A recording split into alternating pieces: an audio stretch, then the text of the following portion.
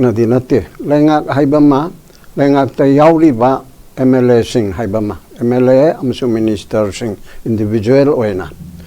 moi kontra ga manga number 1 si chief minister oigeda ba mali aduga number 1 si hangal laga kontra manga si minister nipan aduga speaker ga mapan minister gi manung da kuki ani du natana minister amaga chief minister danga yahudaba choice da boko aduna moi kontra ga mari na tawbani masigi pota se wenga ke legislature singna lauri ba thodang si hanana lofum thokpani adubu praja gi pressure na aikoina tv da nainari ba aduga civil society singna lauri ba mai bel singna dharna tawriba amama to movement tawriba mayam se masigi kanabado adu phangak pane haina lauri adugi mathakta amu hayeng si arambai tengol na MLA legislature minister MP sing particularly mitegi leibe mam si unaraga noina kari tawgadaba noi do khoida pawdamu haidana khar khoi sauna badagi yamna democratically masi kaudana tauba adu kaubadu tawgadra tawroidra security mayamna madu yagadra yaroidra haibiduna amani sigum matawrak pasida tawrani tang kunmari da minister MLA mayam amata chithadana yawbi yo adu karigma yawbi daragadi enti maitaina na lawgani haibigi phirep lawrakpa waruna lawrakpa pot asida yumpham oraga mayam china pirakpa pressure sing khana banina raibu mayam si tawbadagi adugumba legislature singna nahan oirini tan kunma thoida adugi mamang all political party gi anate political party tara congress CPI lab JDU na chingba mayam asigu naraba aduga loinuna in the meantime ngarang nahan se adumba ruling gi legislature mayam ama honorable chief minister gida unadana sumba resolution nam lawi haidana resolution mari saige yaipobana ankarna hagi mayam do sigi manungda maru ibasi su abrogate to haibasida makal ani thoi an bada su na innocent people chida so only ba mi har mi pun tawri base masigu makangu aduma ground rule in the basina khudakta abrogate to haiba ani chubadana adugumba su agreement da micham hapam yaugdraga chu anti state activities tawri basing se makhoi su handaki chahi chigi kan February kunma panda loireba ko hakumgi kunma pandagi to February degi to buduna handaki hayang chi February kunma panda loire kunma panda loiba sidigi makha tana adu masu se masil lehen beraga nu extend toraga nu haiba pot ama suda anini mihan mi pun tawriba sugi namada tawriba mayam je khodak te abrogate to ground rule thogai ba singse aduga state ke mayokta aran tawriba singse sudi yauriba singje masibuna makata na suwai beja che kunma pangi makada extend toranu haibama masidi praja puna makna haibatai suwai bechi chumi ceasefire taunaba su taunaba political dialogue taunaba aduga political settlement am taunaba aduga peace talk tauba haibase government gi any sort of government amagi public policy da tawfam thokpa potni madugi public policy de lale chumme haibaduna amani public policy gi makhada tawbani shanti purakna bidamta adubu madugi mamingda su tawba dugi khodong chaba lawraga su da yauriba militant singduna sugi niyomniti thugaira ba madu state na su yangshan mangamdraba center na su yangshandraba monitoring group aino leripsin su yangshandraba adu ragadi prajana hairibna ground rule sunga anmasungamdra center na chu tawdre state na chu tawgadamne na hairi sugi leiriba kanwas 2011 da amendment tawraba matungda hoju phawda chanariba sugi guideline se masida state na authority ni hairi magi khogi monitoring group aduna home commissioner na chairman oiba army gi mihut yauba aduga military singi mihut yauba state of manipur gi yauba assam rifle gi yauba hairiba team asina kujukolai pairaga mapanda kem ki wangmanda chatpa mihan mi pun tawruba adi uniform chelaga chathokpa yadaba mayam se masi tawraga di state government da monitoring group na recommend tawraga moi mathak te action logadamni even force na babu yai haibi port asi leireba adugum maching athi tawrak tabadegi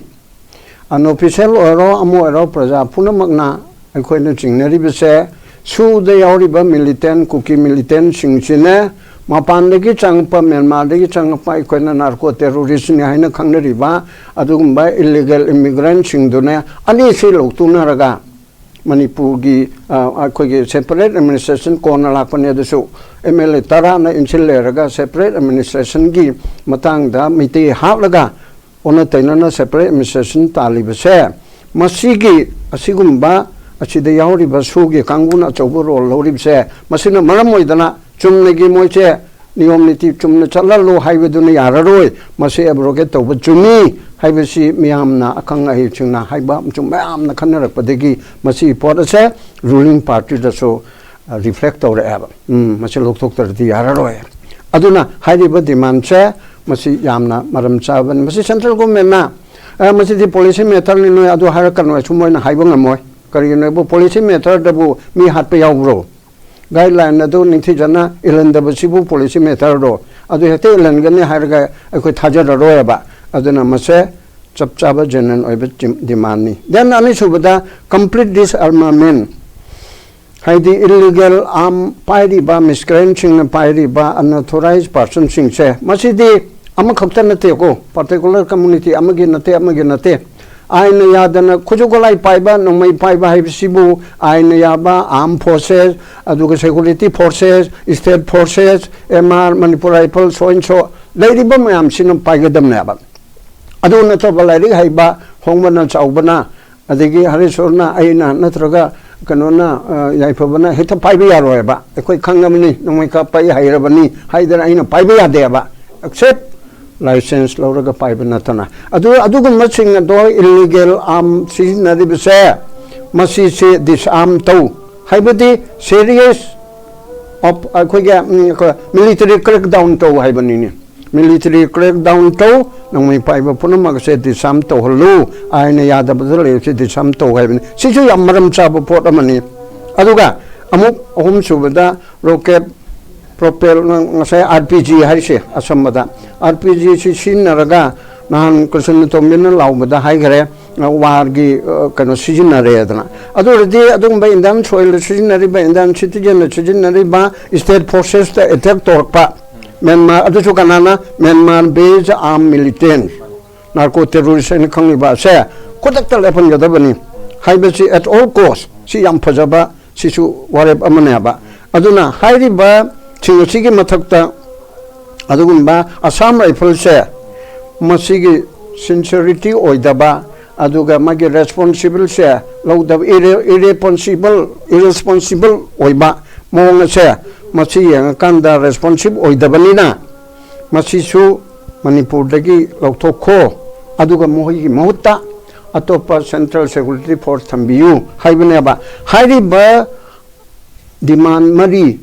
resolution mari chi home minister da narang nahan thagi na haibani adol bodi masi tawdalgati tumna demanding tawraga tokpra nate tawdalade moiti kanano responsible representative ni moigi wasi sarkar paibade yauri bani mantri ni pan ni except minister da ni choi tawdaba o kanoga okrulgi ama khaktanga masana barakan khangde ani du da ni to da bachom nagi kuki gi ani du ma khaido kharaga adu de lona mang na to re ba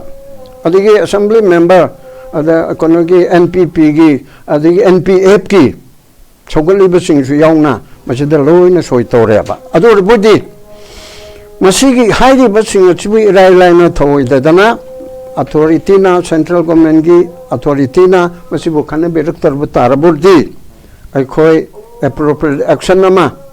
public na pamba action nama akhoi tawrani haibage actually public na hairi se hana diga haila ibse noi thabak to minister nupa thu nangi thabak to phum to nangi kanu to pithok kanu unified command pithok kanu nangi to phum to MLA mam to MLA yankai ka dori si mam hairi ba to bang mo di to ba haina re ba to mache chomnege rival political party na moi khudong chablo na to haiba nataba Misam Prajana CEO singi martegi haina inaba nang thabak to haba thabak to bigi damta chief minister da amasung president government na sida sagunna ba misi yamna leyaba apa babu tawrabdi ado phatta babu tawrabdi ma sogot po sing da su loi na mojiti handok na reaba adena haidi ba mayam sida yengaga koina haidi bese machi tawraktar budi praja ka tanaraga praja ke apamigi mantungina aikoi thabak chathagani action logani that means praja na to noi ultimatum am pirobra pire tarani thakai thama pirobra pire tawraktar kadori hai beda du praja na karipa me ate te noi sida tawranu yani karino onimba mo orasano noi thabak to bangam da banoi hai bedi yadar boidi to hai boidi to ke natraga tokano hairaga su sumba mato hairaga so khoi toge haina moi sumaina thammane ba aduna ahan maraun gi danchilakpada hojiki hairi ba legislature singse matam thengmanle haidana khoina haibi ge wani thenga su thengna khara tawri bise apabu tawrabde khoi loin thaga kani even opposition oyu amu oyu congress ke se ai khoi congress se kanna bulaude na haimni hari solen ge hai hoge opposition kanna to harim ne ba kanna du to bi bana te ba khara danebe tawribse apabu tawribde congress su hochin dana yauge harimni CPI ju janta dal chu kana chu yauge harim ne ba tawrab to buduna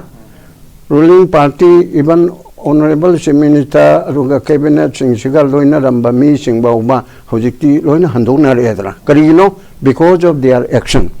moi in action oi report aduna machi tak pane afa tawrabdi hojiku mayam punamagna kai de